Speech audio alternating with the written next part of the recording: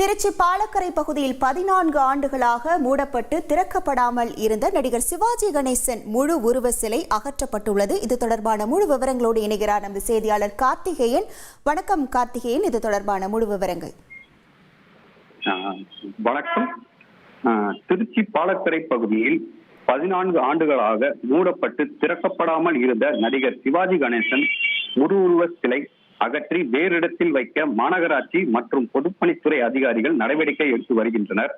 அதாவது திருச்சி சங்கிலியாண்டபுரம் பகுதியில் வசித்து வந்த நடிகர் சிவாஜி கணேசன் நாடக நடிகராக உருவாக காரணமாக அமைந்தது திருச்சி. அதன் காரணமாக திருச்சியில் அவரது ரசிகர்கள் சார்பில் கடந்த 2011ஆம் ஆண்டு திமுக ஆட்சியின் போது 9 அடி உயரம் உள்ள முழு திருவுருவ வெண்கல சிலை அமைக்கப்பட்டது. ஆனால் பல்வேறு காரணங்களால் அந்த சிலை திறக்கப்படாமல் கடந்த 14 வருடமாக மூடப்பட்டு இருந்தது.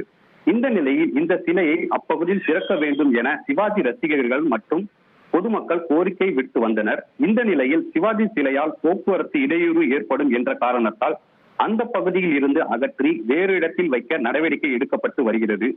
மேலும் வருகிற மே 9ஆம் தேதி திருச்சி வரும் தமிழக முதல்வர் வேறு இடத்தில் வைக்கப்படும் சிவாஜி கணேசனின் சிலையை திறக்க உள்ளதாகவும் தகவல்கள் வெளியாகி உள்ளது. இந்நிலையில் இன்று பாலக்கரை பகுதியில் உள்ள சிவாஜி சிலையானது தற்பொழுது அகற்றப்பட்டு வருகிறது. 14 வருடமாக மூடப்பட்டு திறக்கப்படாமல் இருந்த சிவாஜி சிலையை அகற்றுவதால் அப்பகுதியில் பரபரப்பாக காணப்படுகிறது.